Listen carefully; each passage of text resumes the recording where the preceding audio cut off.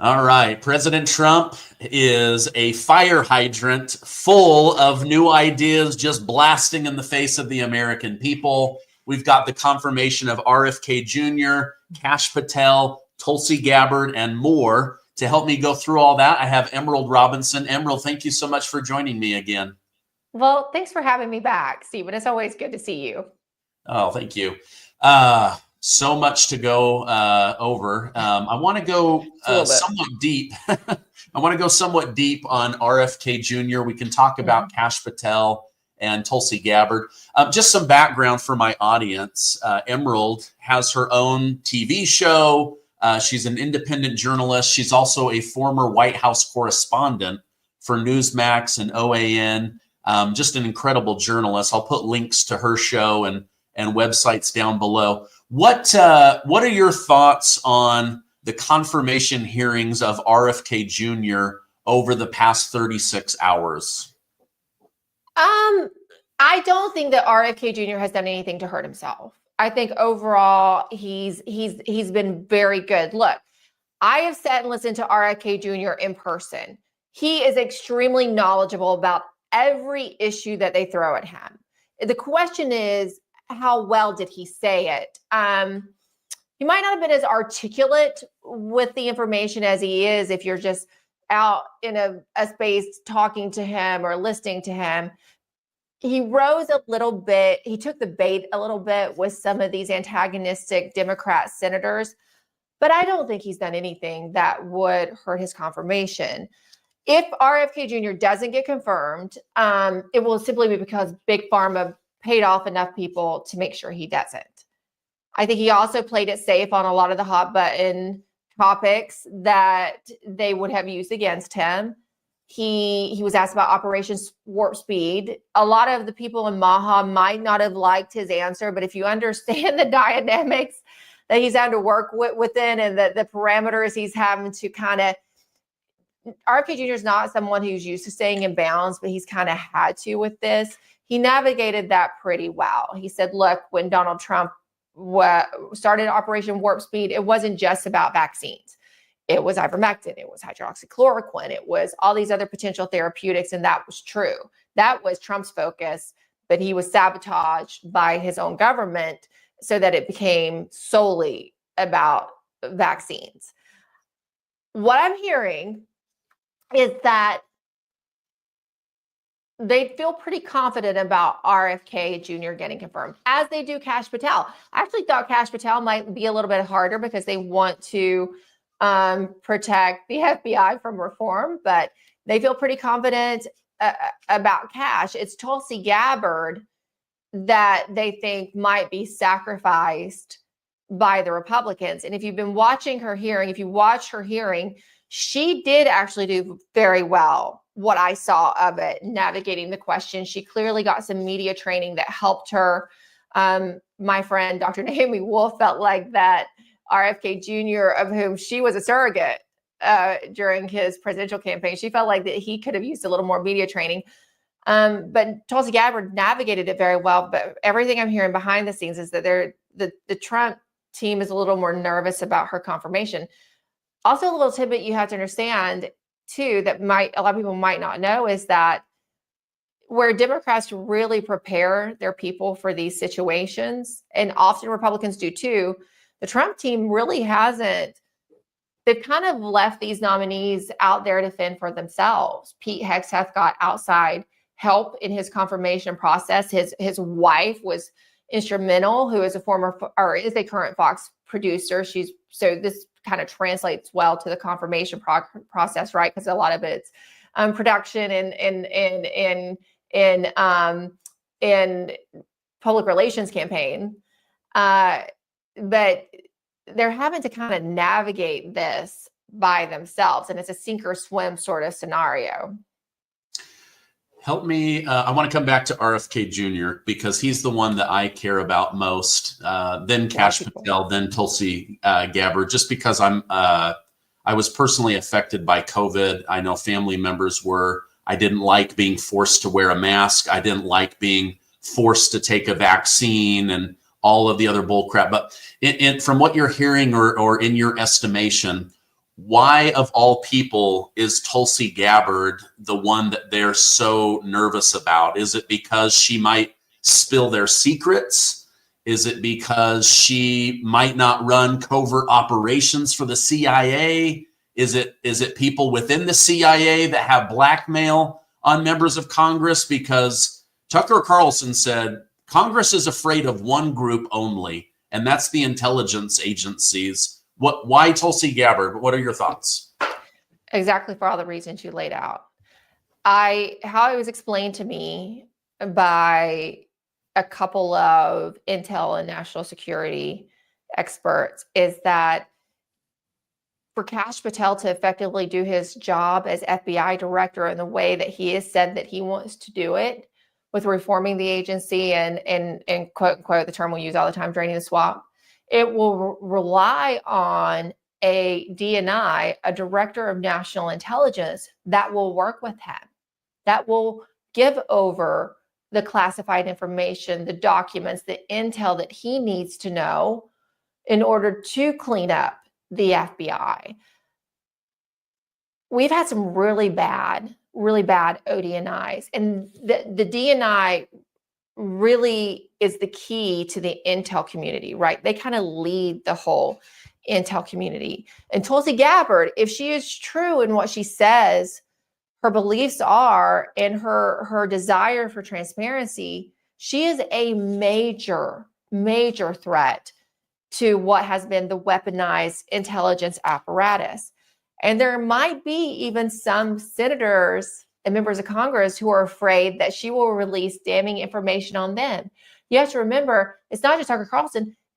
Many members of Congress and senators have said in so many words, pretty much let the cat out of the bag, that it's the FBI and the intel community that run Congress. Tim Burchett had that viral clip from last year saying how it works, how they black belt not just members of Congress and not just representatives at the federal level, but all the way down to the city council in some areas.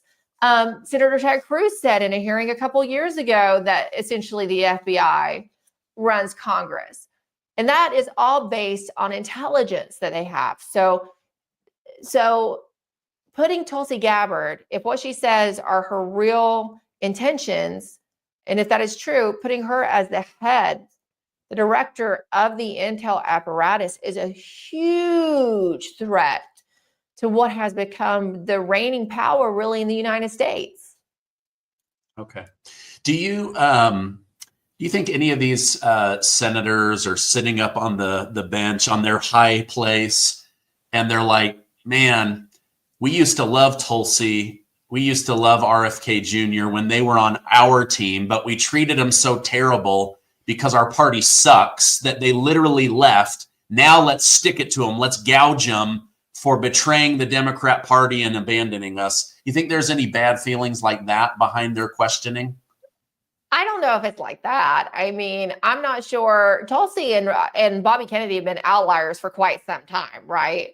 The Democrat Party, those who thought that they were just, maybe socially liberal, or that they were really about anti-government surveillance, or, all these things that many of my liberal friends gave as reasons for being liberal, they realized that RFK and Tulsi were right. But that party, that kind of Democrat, hasn't existed really in Congress for a very long time.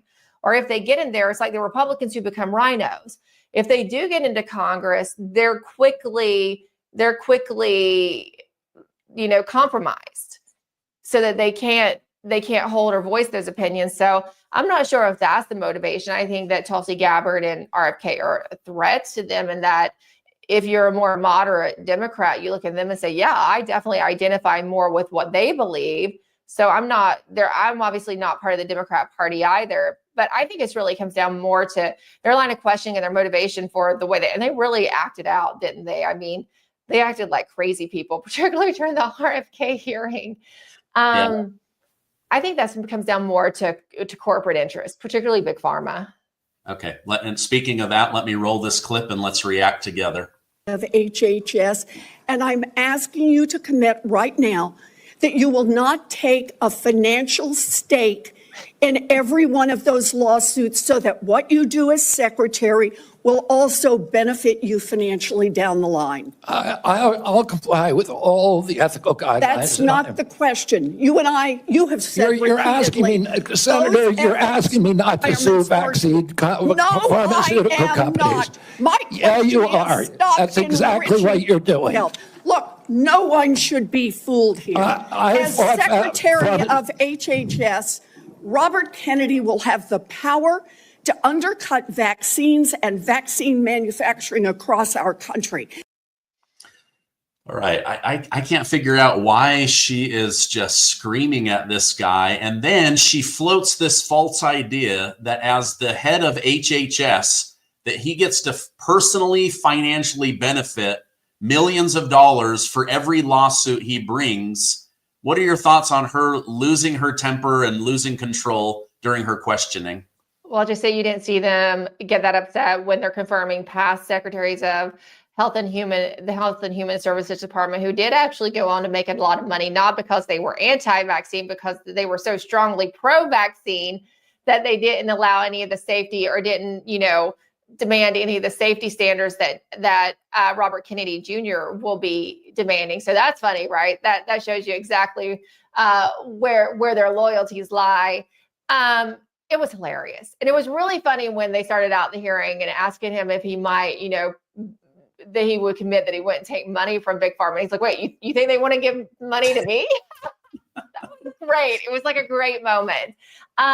It's just, she seems really unhinged there, doesn't she? And I've been thinking about why that unhinged, unless she just is really feeling the pressure from her Big Pharma donors. But then she was out in a gaggle in the hallway after the hearing and being asked about specifically that exchange. And she suggested that Kennedy will bankrupt the pharmaceutical companies if he demands that they prove safety and efficacy data. So she's transparent about the fact that they rely on a process in which they don't have to prove that their products are safe and effective, and she's okay with that. And then I noticed none of the reporters really pushed back on that in the gaggle. Yeah. They're all pretty brainwashed on vaccines, if you ask me. I don't know. I had a White House reporter go after me for vaccines.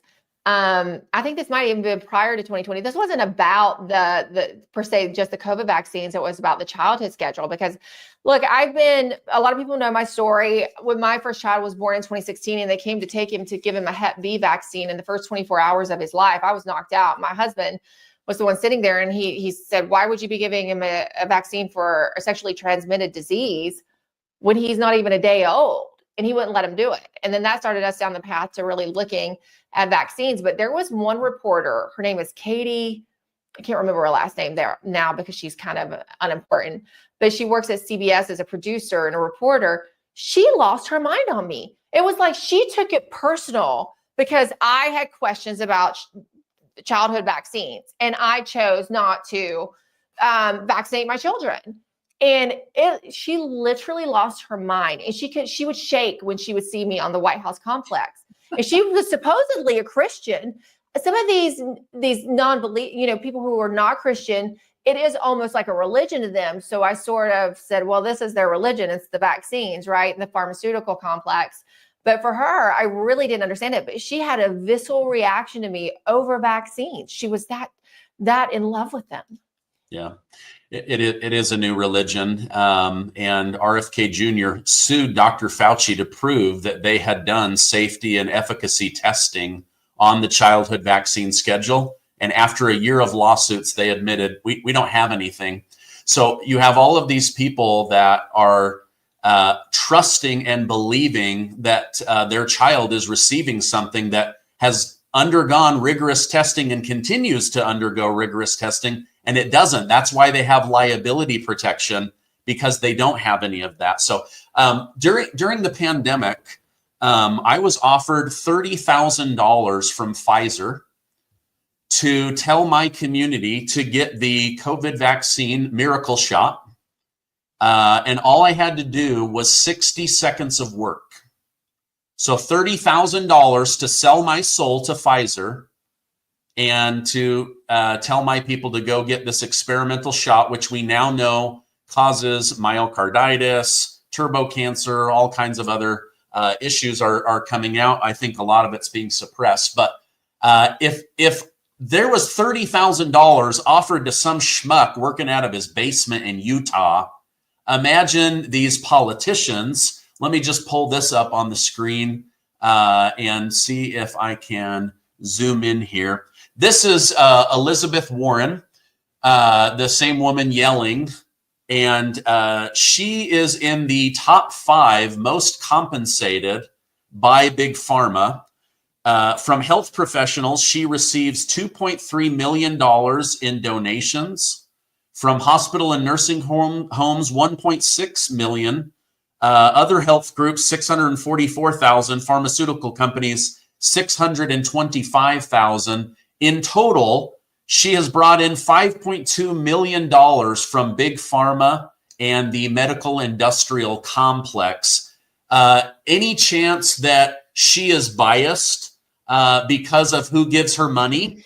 And also any chance that the other senators are biased because Big Pharma is the #1 industry that members of Congress hold stock in? Now, surely, Stephen, you're not saying they can be bought off. Senators and congressmen, I mean, they have such stellar reputations. Never have they been anyone suggested they've been bought off. It's not just the politicians. I did not know that about you, but it lines up with so much. And I have massive respect for you for not taking that $30,000 because a lot of people did. And it's more people, it's more influencers, news people than I think the American public understands. And I would love to see, since you brought it up, my former employer, Newsmax, took money from the Health and Human Services Department to promote the vaccines. That, according to the Blaze Media, did a FOIA request. And while we don't know the amounts, Fox took it, Newsmax, MSNBC, of course, and all the ones you would suspect, but it was particularly still conservative media. So a lot of people, and there are individual people who took that money. Imagine if they offered some people that are really, really have like radio and TV shows, Stephen. And I know a few names, but because I don't have the paper in front of me, and I don't have the paper, I'm not going to say their names, but it was very, very big names, got offered a lot of money, and they took it. And I don't see as of yet, those people that I know, that they feel regret or they feel remorse or are responsible. What I would love to see is that information be revealed, particularly because RFK Jr. could release the list, because it was essentially the news brought to you by Pfizer. Not only did Pfizer do the deals, but then the American government paid for the propaganda as well. I wish, because the last time I talked to someone at the Blaze, they didn't have the exact numbers. That wasn't made available to them. They just had the names of the outlets that did get grants from HHS. But I'd love to see exactly how much money was doled out to each individual outlet or influencer or entity, because I think the American public deserves that information. Because I could look and I knew. And just think, if we're in the business of promoting truth, you have to be really careful about who you take money from, your advertisers, and what you're willing to do for it. If they're asking you to be the face of it and to actually give that 60-second blurb, you're saying, I approve of this, I endorse this. And so you have to be really careful. So there's a lot of problems with those kind of transactions, but I would love to see exactly the dollar amount for some of these outlets and influencers myself. Yeah. I was like, oh my gosh, $30,000 for 60 seconds of work. Who am I, Tom Cruise? Come on. I'm just some schmuck in Utah. Imagine the big ones. Now look at this. Let me see if I can zoom in here. These are according to Open Secrets, the top people that receive money from Big Pharma. I wonder if this will line up with how they vote. Mitch McConnell's the #1. Bernie Sanders, Brett Guthrie, Fred Upton, Raphael Warnock, Richard Burr, Patty Murray, Scott Peters, Chucky Schumer, Bob Menendez. Oh, Bob Menendez. Gold bars Bob. That guy's going to jail for 11 years. These are just the top ones that take money. It'll be really interesting to see how they vote because, like you said earlier, I'm sure they can set that aside. I'm sure Big Pharma isn't blowing their phone up saying, you call us back right now. These are the questions we demand that you answer. And here's how you know that Big Pharma is behind some of these members of Congress question, because some of these people in Congress are morons. And their questions are too intelligent. They have too much data. These guys aren't coming up with their own questions. Mark my words, Big Pharma is behind controlling and going after RFK Jr. Here's how it works. The staffers who really give the questions to the senator or the congressman, right? Many of them. Now, there are some congressmen, but they're very few. I mean, 90% of them are just total. I mean, if you actually did an IQ test for each member of Congress and you released it, people would be astonished. It's the average IQ in Congress it's pretty sad. But the staffers get a lot of this from the lobbyists, right? So the lobbyists will say, hey, they'll submit the questions to the staffer, or over lunch, they'll say, this is what we'd really like to hear. The staffer will write it up, and then it'll be on the list for the member to just then get on TV and read, right? They just sit there and read it for the most part, or unless you're really an overachiever like Elizabeth Warren and you really want to impress your pharmaceutical owners, overlords, you really go for it and straight. But for the most part, they just read it and they can't even, they don't know what they're talking about. So that's really how it works. You have the staffers, talking to the lobbyists, and then they write it up. And now, honestly, writing a bill works about the same way. Only the lobbyists just write it up and hand it over to the staffers, and then it gets put in the bill. 12,900 lobbyists in Washington, D.C. Big Pharma is the biggest. So we know that they are behind the scenes. A good example, I wish I had this, Senator Harino from Hawaii, Takash Patel said today, why aren't you willing to answer questions? He said, I've answered 13,000 pages of questions. She said, so you won't answer any questions? Like, hello, did you just hear the man? 13,000 pages of questions. Senator Warner did the same thing to Tulsi. Like, he was asking her a question and then she would give them the answer that he didn't want. It's like being in a deposition when they do the same thing to you. When you give the question you want, they're like, strike that, and try to talk over to you so it doesn't make it in you can't finish it out and it actually gets typed up. He was doing that to Tulsi because she was saying, well, the NSA conducted illegal and unconstitutional surveillance of the American people. And he'd be like, so you're not going to answer the question. You're not answering my question. You're just not going to answer the question. And that's what he would do. He'd just talk over her the whole time. So she couldn't even say it. Yeah.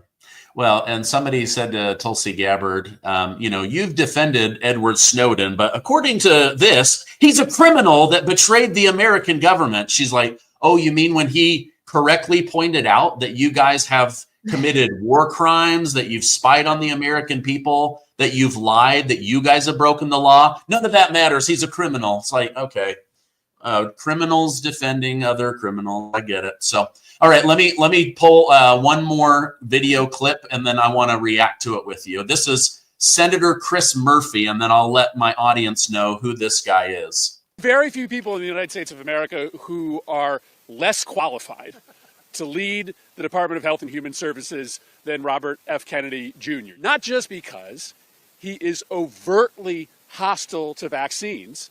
I met with him for a half an hour. It was a stunning half an hour in which he told me to my face he's not anti-vaccine. And so I read to him the litany of things he has said, like there's no safe vaccine, and then all of the individual things he said about individual vaccines and how unsafe they are. For Robert F. Kennedy Jr. to say he's not anti-vaccine, he's just pro-science, it's kind of like a pyromaniac saying, well, I'm not an arsonist, I just set fires to buildings every day. Tammy told you, and others probably told you, some of the ideas he has that he defended to me in my office. The idea that guns don't have much to do with school shootings. It's really about kids getting treated for mental illness. when we treat kids for depression, that's what causes school shootings. He defended that view to me. He believes that there are chemicals in our water that turn kids gay. He defended that idea to me in our meeting. Chris Murphy, just like me, made me like RFK Jr. even better. Some of those couple of those things I didn't know. Is popular on the internet. That's the last person you want in charge of this nation's healthcare. All right, so let me go through a couple of those things. So really quickly, just for my audience that may not know, Senator Chris Murphy is a man who spewed hate and lies about President Trump for 8 years. He is a man who said multiple times on the mainstream media that his biggest focus as a senator was to help illegal immigrants. What are your thoughts on his comments? And then I'll share a few more of my own. About RFK Jr. Well, I like Bobby Kennedy even better now. A couple of those things I didn't know. It just comes back to the vaccine thing, right? Vaccine has to be your God. You can't question it. You can't say, well, I would take a vaccine if you made it more safely and you didn't include these ingredients and, you prove that it was safe and effective. You can't question that. It just has to, it's like a dogma. You just have to accept it. But yeah, Chris Murphy is so not credible anyway. And I'll let you go into more why.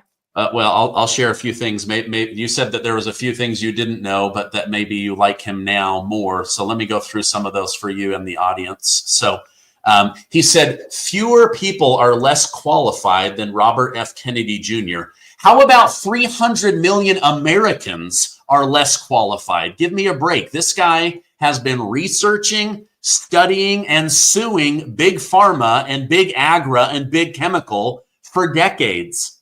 He is a lawyer that has fought and won vaccine lawsuits, medical lawsuits. He is the guy single-handedly responsible for proving and winning that Monsanto chemicals caused cancer. He's also the guy that single-handedly cleaned up the Hudson River that was being heavily polluted with heavy metals and chemicals from different companies. If vaccines are so safe, why is there a court where you can sue the government instead of Big Pharma, and people have won billions and billions of dollars because their child has suddenly become mentally incapacitated or physically incapacitated after receiving that? So that's one of the things. The other thing is, this guy says that kids shooting up schools has to do with their medication, not, to fight depression. Are you kidding me? Almost every single school shooting has to do with mental health or medication. Yet they try to blame it on the gun and not on the child. I mean, the last 4 or 5 major shootings that made headlines, mainstream media, were confused transgender children. And then they tried to bury their manifestos, or they quickly removed their Facebook or their Snapchat or whatever.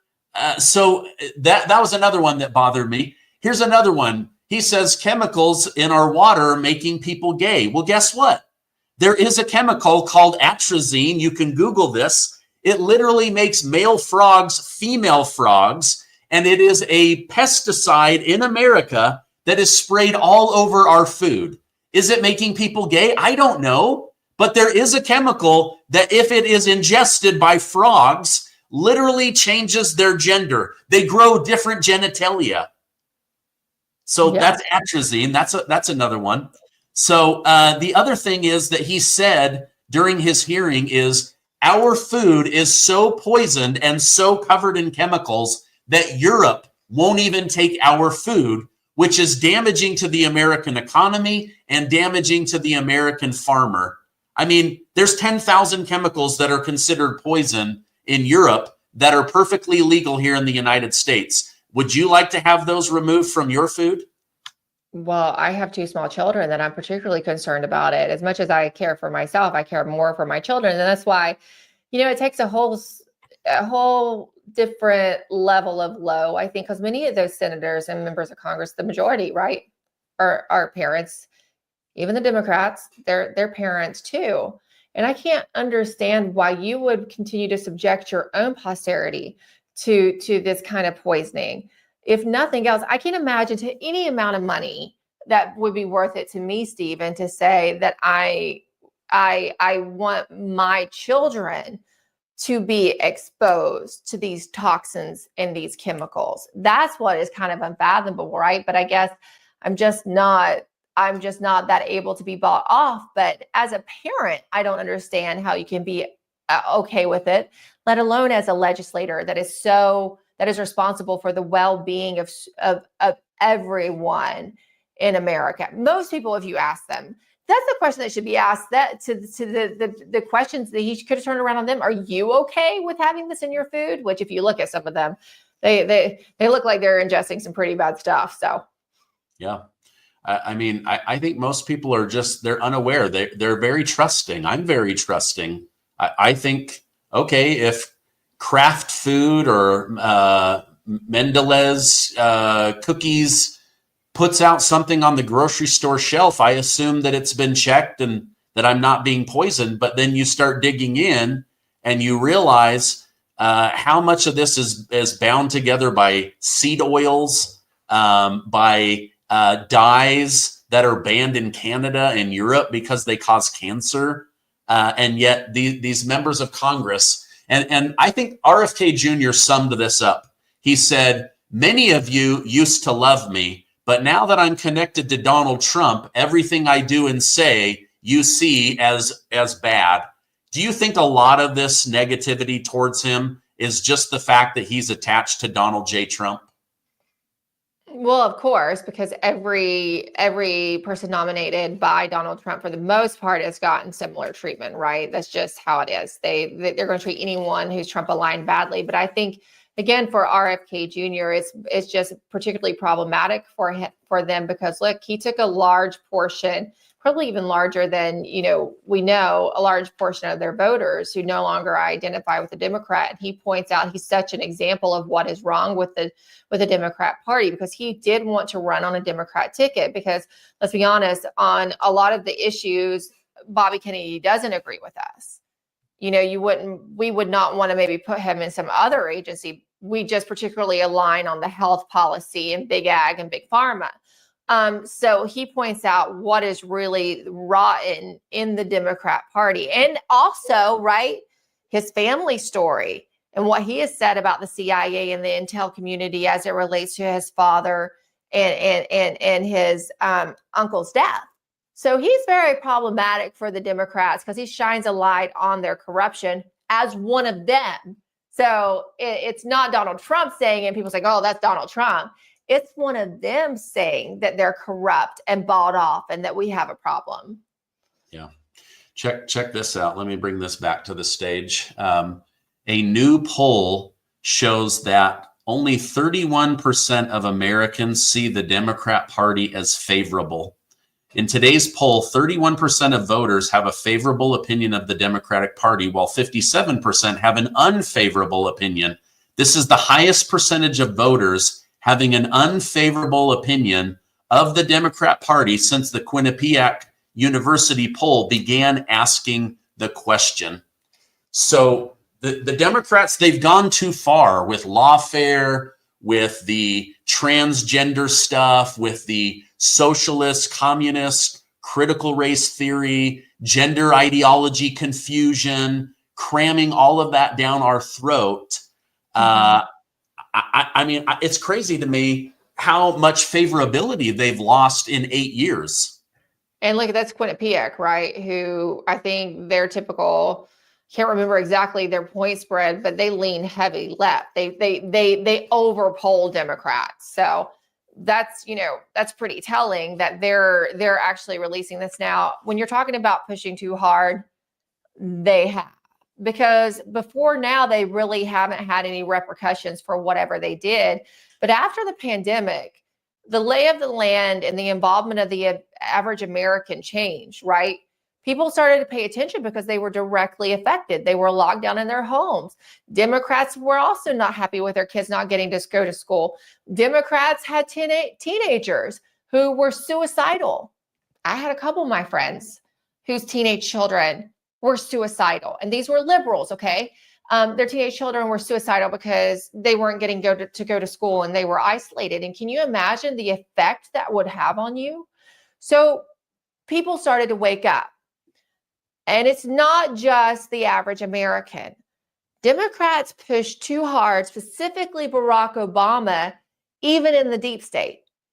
I lived amongst these people. They still call me. They particularly call me when Donald Trump takes office because they want to know if they can curry a little favor. And what I've heard from a couple, or well, not just a couple, several people that you would consider deep state, okay?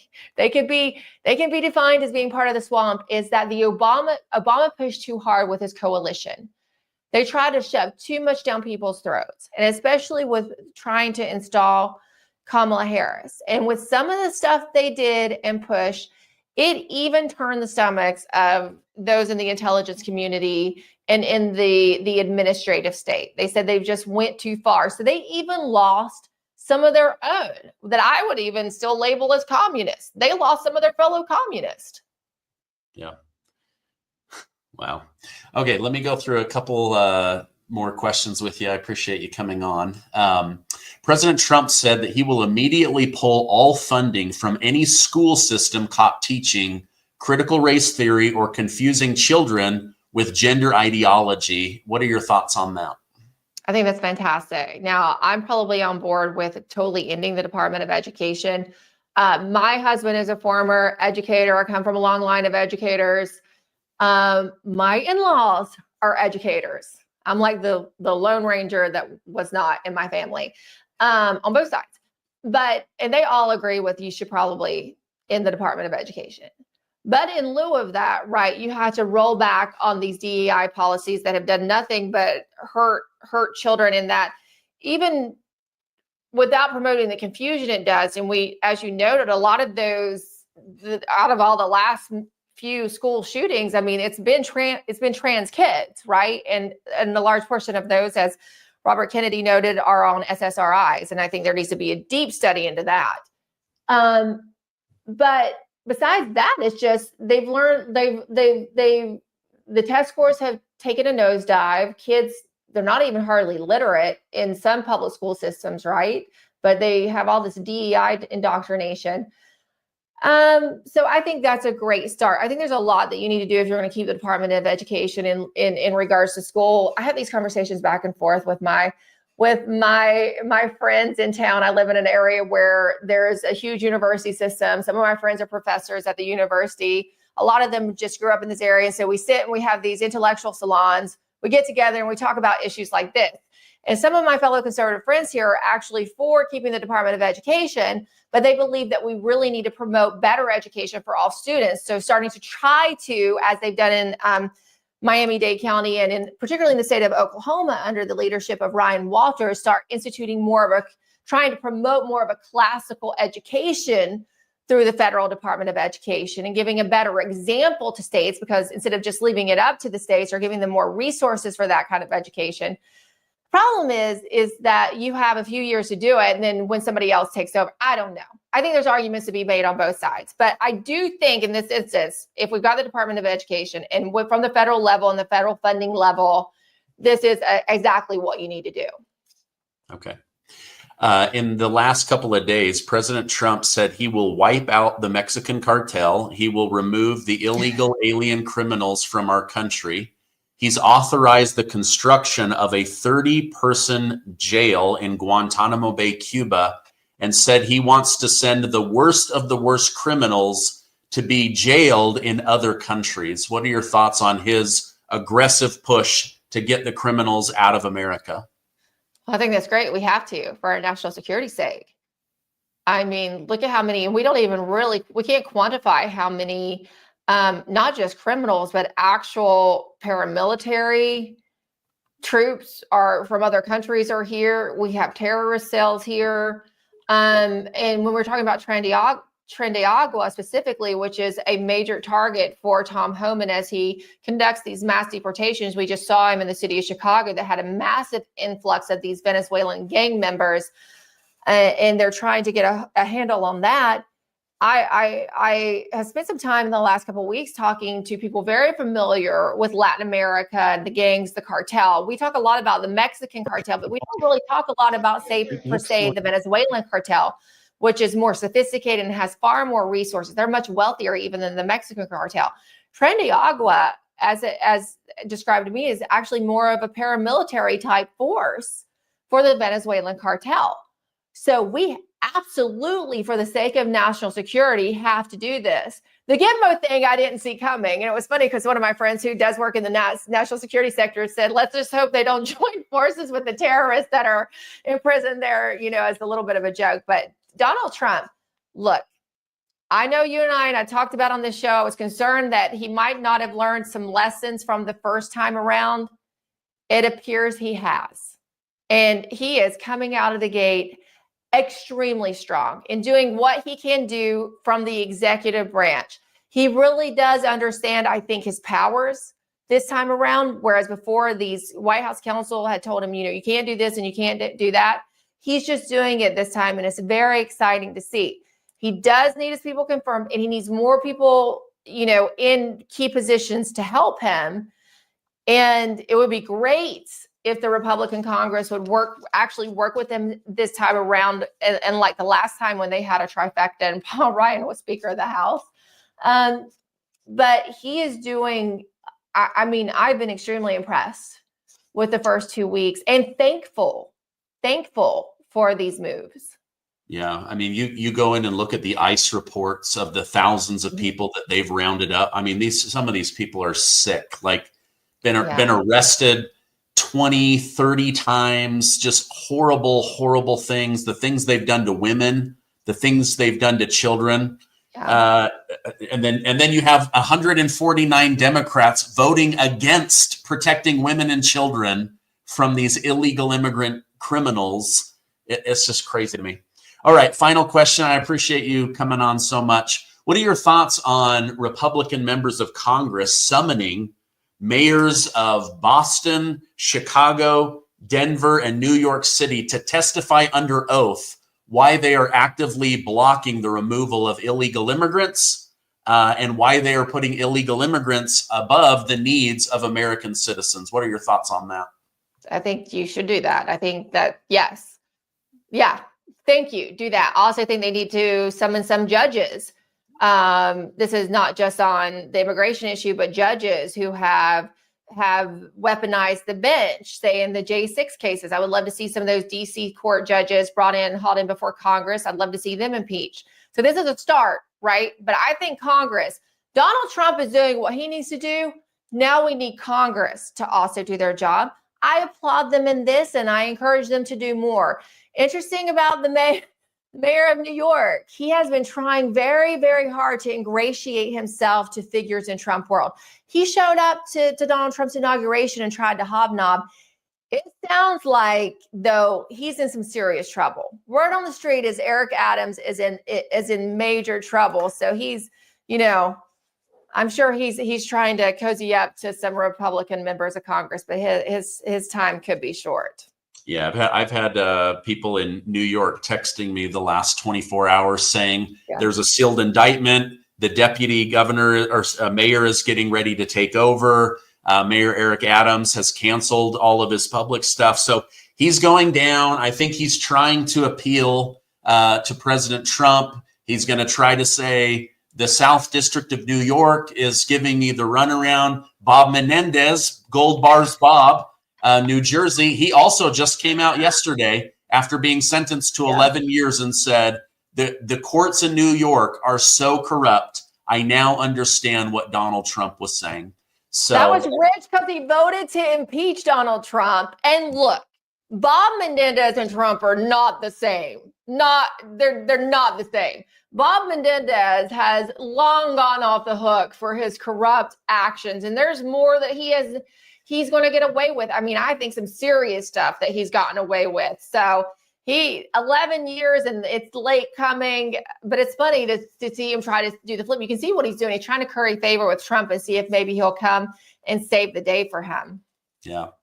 Are you telling me you don't have $400,000 worth of cash and gold in your dresses in your closet? Here's the thing, and this was something, and I know that Donald Trump, some of that list of pardons that he gave at the very end. Remember how they do those pardons and people solicit those. Ironically, one of the pardons he gave was to a doctor down in Florida named Salomon Melgen.